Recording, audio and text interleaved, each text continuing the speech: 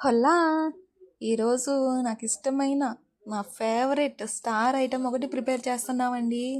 ఏమిటా అనుకుంటున్నారా? పేలుపు కారం, నల్ల కారం అని కూడా అంటారు. ఇంకా ఏమైనా పేర్లు ఉంటాయేమో నాకైతే తెలీదు. మీలో ఎంతమందికి ఇది ఫేవరెట్? తప్పకుండా కమెంట్ చేయండి. ఒకసారి ప్రాసెస్లోకి వెళ్ళిపోదామా? ప్రాసెస్ పెద్దగా ఏమీ ఉన్నట్టే ఉంటుంది, కానీ వెళ్ళగా వెళ్ళగా దుంప తెగుతుందనుకోండి. ఎందుకంటారా? చెప్తాను చూడండి. ముందుగా ఎండుమిర్చి కొంచెం ఆయిల్లో వేసుకుని వేపుకోవాలండి.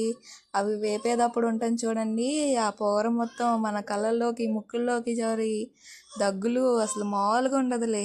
అవి ఫ్రై అయిన తర్వాత అందులోనే ధనియాలు కూడా వేసుకుని బాగా ఫ్రై చేసుకోవాలి. అవి రోట్లో వేసి మెల్లగా దంచుకోవాలండి. గట్టిగా దంచితే రోట్లో ఏమీ ఉండవు, అన్నీ కిందే ఉంటాయి.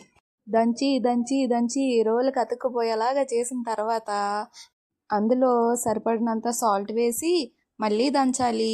అది కూడా అయిన తర్వాత వెల్లుల్లిపాయ జీలకర్ర కూడా వేసుకుని అవి నలిగేదాకా బాగా దంచి అంతా అయిపోయింది అనిపించుకుని ఫైనల్గా చింతపండు పెట్టుకుని అది కూడా బాగా దంచుకున్న తర్వాత తీసేయడమే.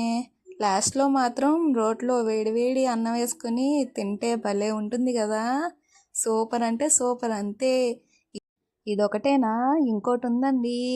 వేడి వేడి ముద్దపప్పులో పప్పులు నూనె వేసుకుని అందులో ఈ కారపొడి పెట్టుకుని జోరుగా కలుపుకుని ఎండు చేపను నంచుకుంటే ఉంటుంది సూపర్.